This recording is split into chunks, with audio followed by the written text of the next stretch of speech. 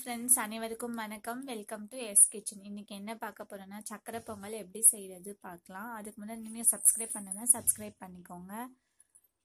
அதுக்கு தேவையான பொருட்கள் என்னன்னா, வெல்லம் வந்து 1/4 கிலோ வெல்லம் கட் பண்ணி வச்சுக்கோங்க.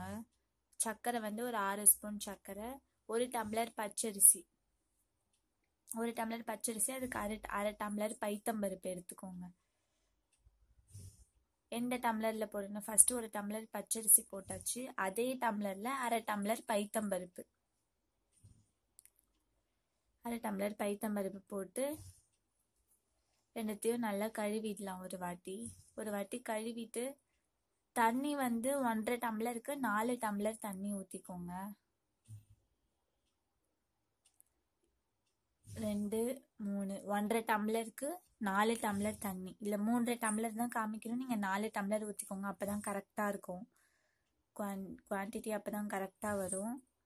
1.5 டம்ளருக்கு மொத்தம் அரிசி பைத்தம்பருப்பு செய்து 1.5 டம்ளருக்கு 4 டம்ளர் தண்ணி ஊற்றிடுங்க. அப்புறமா உப்பு 1 டேபிள் ஸ்பூன் போட்டு 3 விசில் விட்டு இறக்கி வச்சிடுங்க. இறக்கிட்டிங்கன்னா இந்த மாதிரி நல்லா பொங்கல் சூப்பராகிடும், நல்லா வெந்துடும். பார்த்தீங்களா, நல்ல பொங்கல் வந்து சூப்பராகிடுச்சு. இதிலே வந்து இந்த அரிஞ்சு வச்சிருக்கிற வெல்லத்தை, நம்ம கட் பண்ணி வச்சிருக்கிற வெல்லத்தை இதில் பொங்கலில் அப்படியே போட்டுடணும்.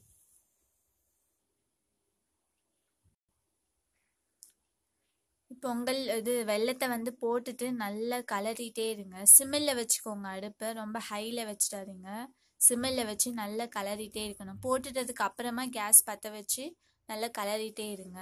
அப்போதான் அந்த வெல்லம் வந்து நல்லா அந்த சாதத்தை கூட இறுகிடும். அந்த பச்சை ஸ்மெல், ரா ஸ்மெல்லும் போயிடும். நல்லா கலரிட்டே இருக்கணும்.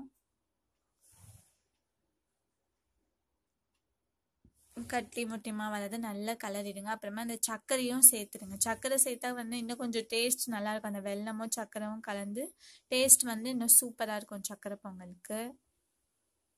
நல்லா இந்த சர்க்கரை இருக்கிற வரைக்கும் நல்லா கலரிட்டே இருங்க.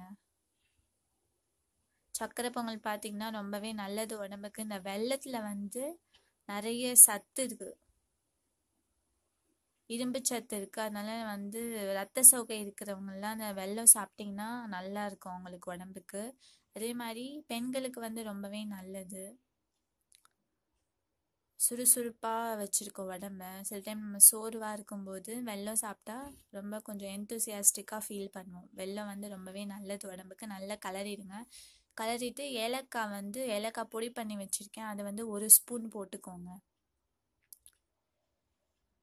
ஏலக்காயும் சர்க்கரையும் சேர்த்து அரைச்சிருக்கோம், அது 1 ஸ்பூன் போட்டு அதையும் நல்லா கலரி விட்டுருங்க.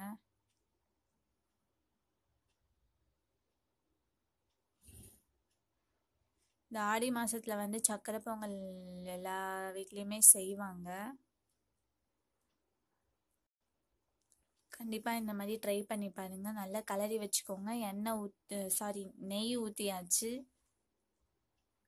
நெய் வந்து ஒரு 4 ஸ்பூன் நெய் ஊற்றிட்டு நல்லா முந்திரி திராட்சை போட்டு நல்லா வறுத்துடுங்க, ப்ரௌனாக வர வரைக்கும். நல்லா வறுத்துட்டு